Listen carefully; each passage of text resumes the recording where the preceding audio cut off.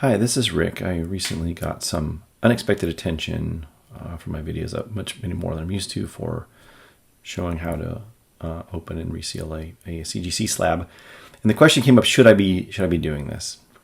And am I just showing criminals how to criminal? And is that illegal? Which it is. It is not. It is illegal to abet someone or encourage them to commit a crime. It is not legal to instruct someone. You could have an assassination school, if you like, in RMD lockpicking schools. And I myself took classes in when I was in explosive ordnance. I was taking bomb making and explosive ordnance courses to not to make them, but to understand how they're made in case I ran across them. So it's not illegal.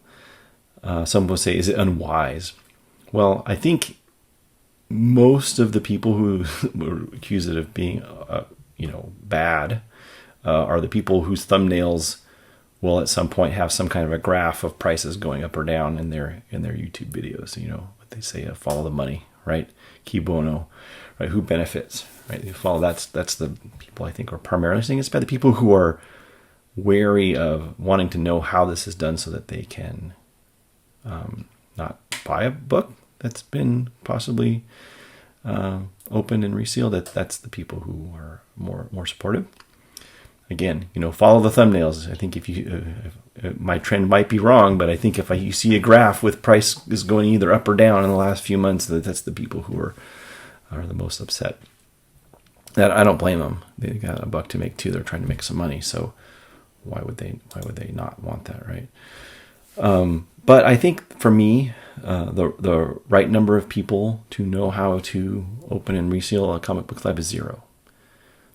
The second best number is everybody. Right? I think if anyone knows, then everyone should know.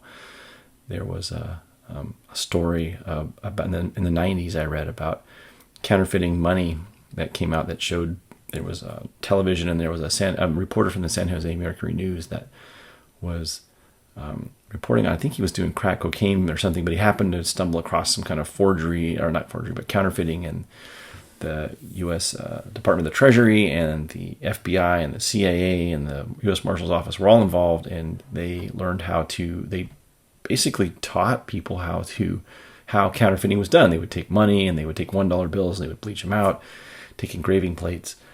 And why did they do this? They did this they were distributing the knowledge among all of the point of sale terminal. Everybody who handled a $20 bill or higher was all of a sudden now a Department of Justice employee, was able to recognize this counterfeiting, and they were encouraged changes by the Mint to U.S. currency, and it's probably still a problem, but is less a prominent problem than it was. So again, I think that the right number is 0 people. The second right number is everybody. Everybody should know what they're up against.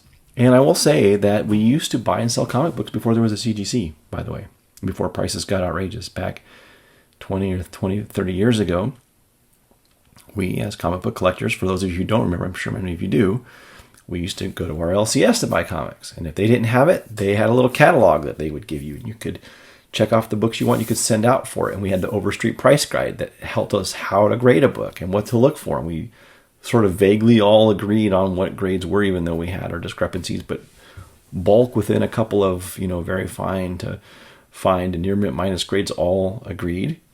And you could buy books that way, or a couple times a year you could go to a comic book convention. You would save up your books.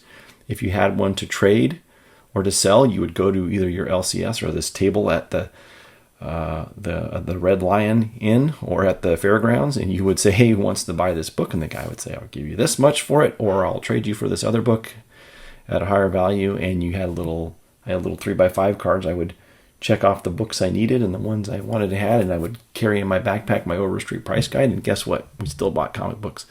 We didn't get them every day. We couldn't just drag a picture of the comic book to the picture of our house and let it go and have it show up and agree on a grade.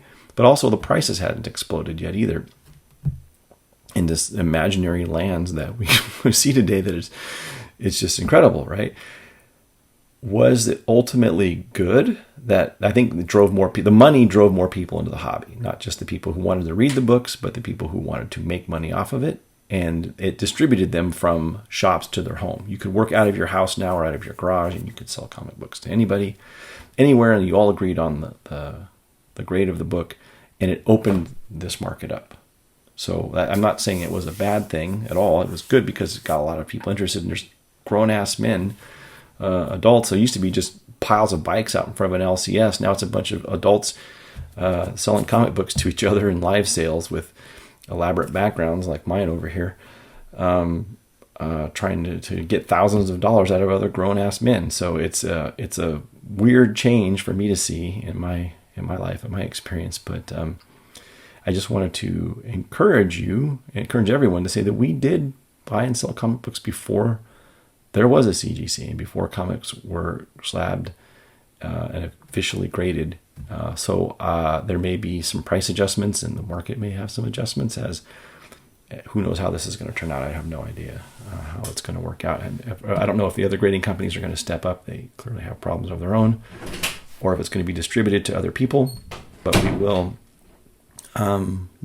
survive, and there will still be people buying and selling comic books just like there were for much longer time than the CGC has been around now. So things will be okay. We'll all be good. Take care. See you later. Bye-bye.